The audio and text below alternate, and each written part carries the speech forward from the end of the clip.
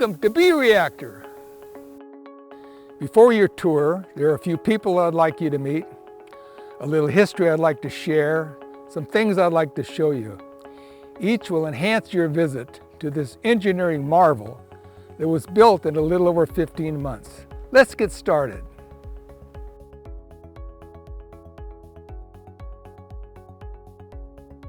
Hello, I'm Del Ballard, one of the founding members of the organization, the B-reactor Museum Association, or as we like to call it, Burma.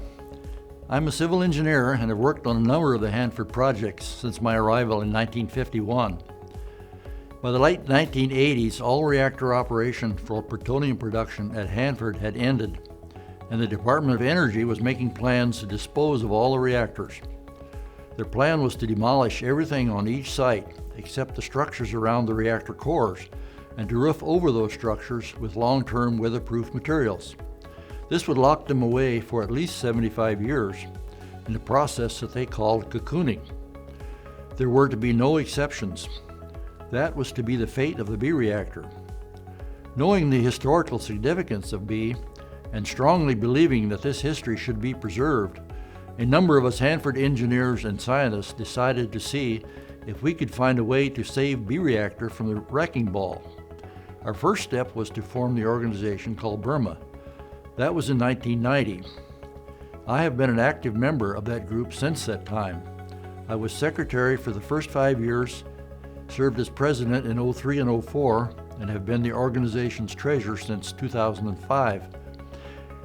Our organization is now in the 26th year, and we were therefore extremely pleased to be a part of the ceremonies held last year to celebrate the signing of an agreement between the Department of Energy and the National Park Service.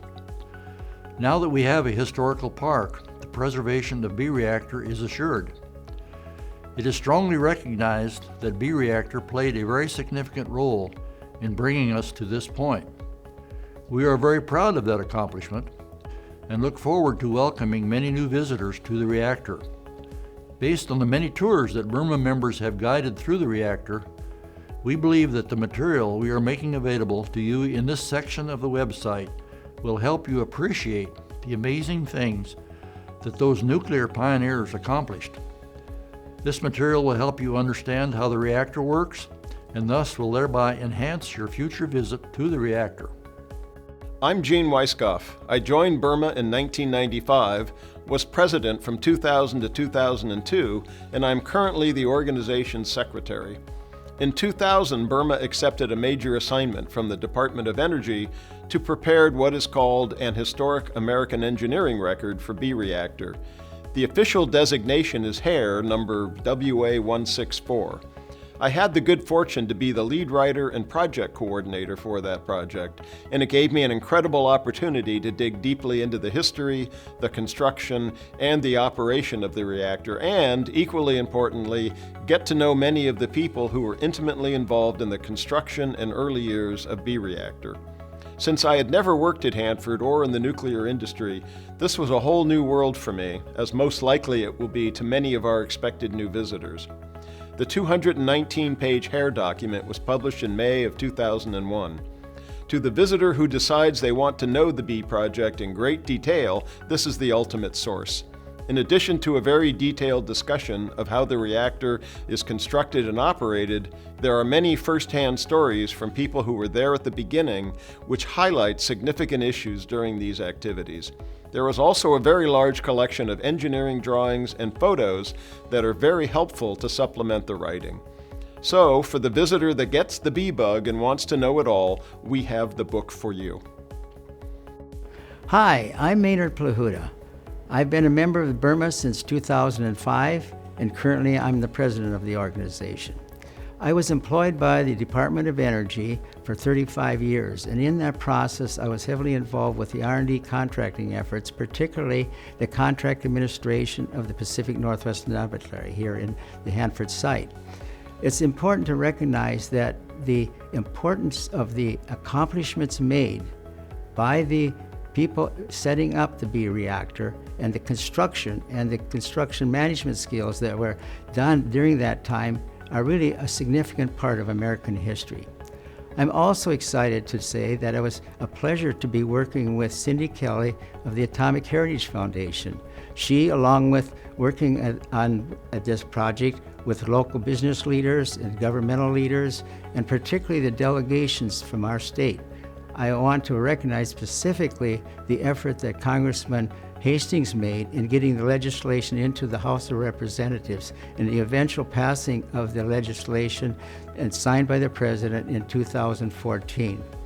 I also want to recommend that you take advantage of some new, exciting, implementing information that we're going to provide in conjunction with Cindy Kelly Atomic Heritage Foundation. We will be using her website, which is the Ranger in Your Pocket. The prime purpose of this effort will be to enable students, particularly and their teachers, to learn more about the reactor and also give newcoming people visiting the site a heads up as to what they'll see when they get here and understand what they'll see when they get here.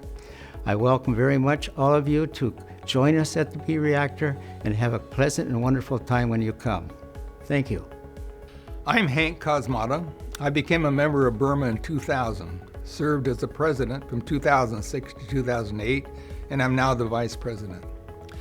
I came to Hanford in 1954 to work as a reactor design engineer. I began work at a group called Reactor Design Analysis.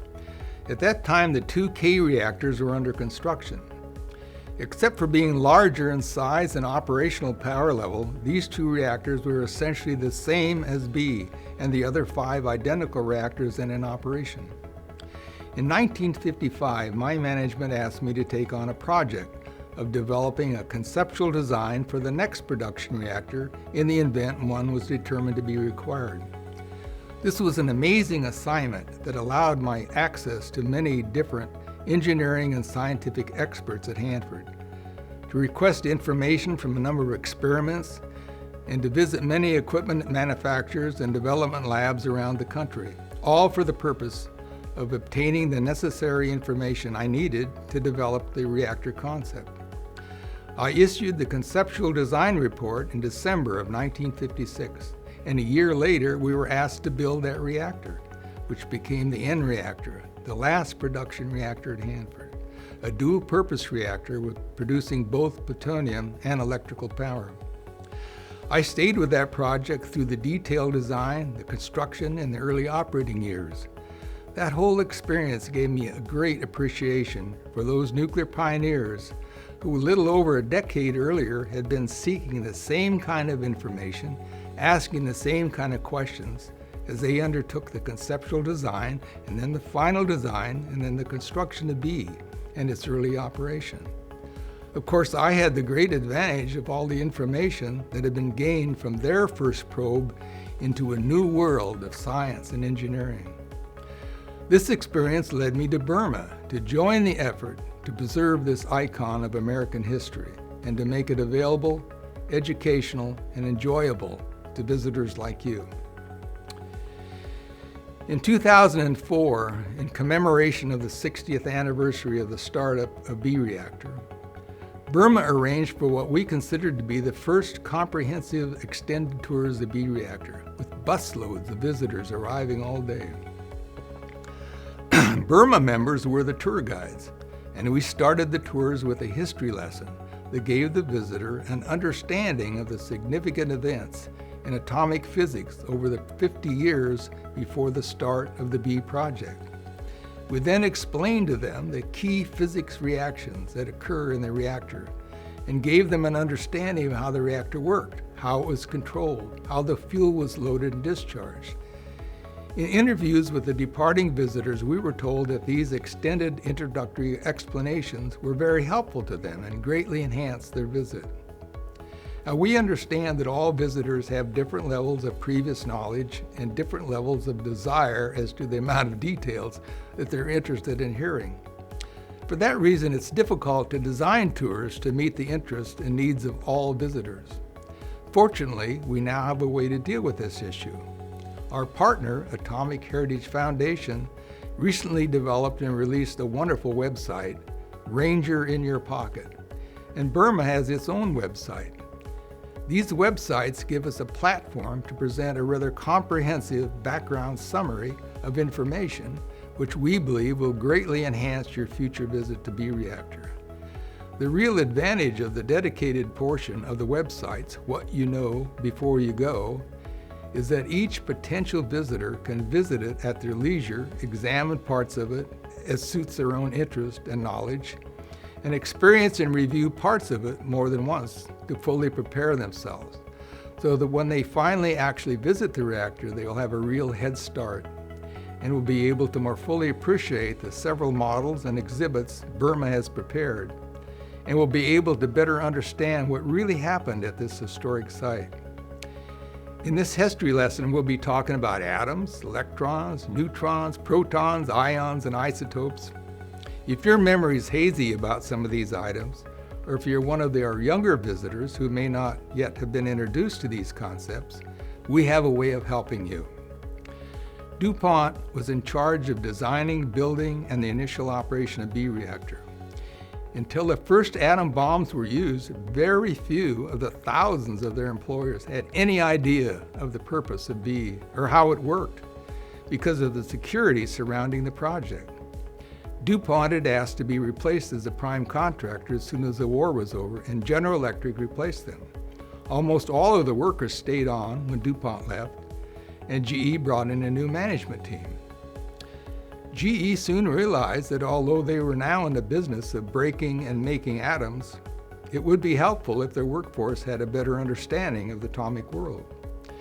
To fix this, they commissioned the Walt Disney Company to make an animated film called A is for Atom. We've included this film at the end of What You Should Know, and for those of you who want to learn or brush up on the basics, we recommend you jump ahead to that feature before you begin with the history section.